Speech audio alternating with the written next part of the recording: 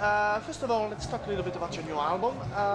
The fact that you decided to go for this black cover with just the name of the album on it and nothing else. What was the purpose behind that?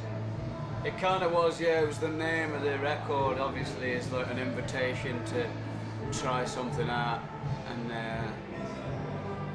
we went around the houses a little bit, but it kind of came back to it sort of had to be like this blank cover in a way. So we, you know, as long as that was going to be the title, it seemed like that was the only cover that would fit it. You know, unless you can have like some girl with a lollipop or something like that, which we didn't think was right. So yeah. So it doesn't mean that for now that Arctic Monkeys have reached that level where you don't even need to put the band's name on the cover itself? No, I don't think that was the intention. Yeah, I think just like Alex said, we went through a few different things, and that was the only one that sort of made sense to us. We tried to have a few different pictures, and we nearly had something very different, but at the last minute we just went for blank. You know, who knows why. Not a tribute to the Beatles album then? What's that? Not a tribute to the Beatles White Album. Yeah, yeah. White Album. A lot of your fans see this new album as a kind of return to form, to the early sound of the band. Was it a reaction? I mean, do you agree? And was it a reaction to the experimentation you had on the previous one? Not really. I think it just. I don't know, as I really don't think it sounds like the first one at all, really. I think it's kind of quite removed from that, but I guess there's a bit more of a sense of humour in the lyrics on this one than there was on the previous one, and that kind of is perhaps a result of listening to the first album again or whatever, because that definitely had like a lot of jokes on it, and I think there's a bit of that on this one too. I think that's a similarity, but the sound of it overall I think is quite different to, you know, any of the other records really. I think each time we try and make a record, we, you know, just do something that wasn't there before. Yeah, I guess this one doesn't have the obvious, so to speak, singles that the early album had, especially the first one, you know. Yeah, I fucking forgot how to do that. I don't know how you do that anymore. So that's I mean, it would have, believe me. But yeah. I sort of don't know what that is anymore. It's a different landscape these days. Yes, it is. I know you guys are really massive in the UK, but how would you describe your relationship with France, especially the Parisian public? Pretty good, I think. Yeah.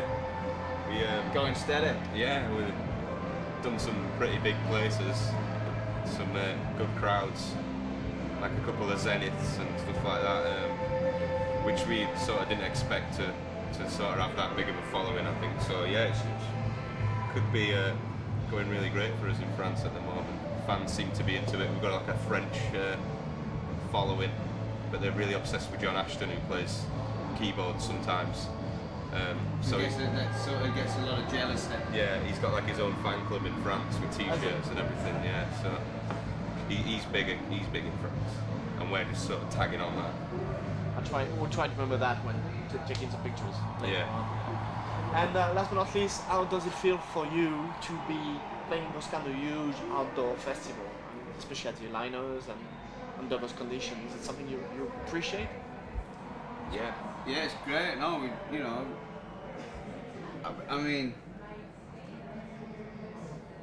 we're quite used to playing this sort of thing now. We've done like a lot of these over the summer, and obviously the summer is drawing to a close, trying to squeeze a few more in before the sun goes down on that. But it's fun. Yeah, maybe that sounds like arrogant, like we're sort of used to this, but I suppose we just are. We played a lot of shows like this summer, and I love playing, you know, outdoors, and if it's not raining, you know. You don't feel lost on those big stages. Not anymore, really. Like once upon a time, I didn't used to think our music would fit this sort of thing. it kind of needed a roof on it.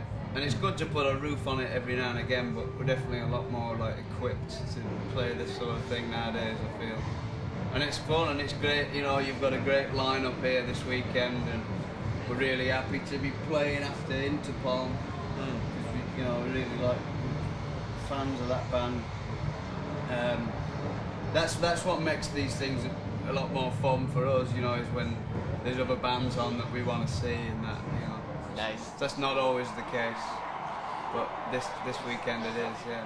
One of the best gig of last year's edition was the Queen of the Stone Age. They really did a heavy, hard-hitting concert. Yeah. Do you think that you're gonna beat them tonight?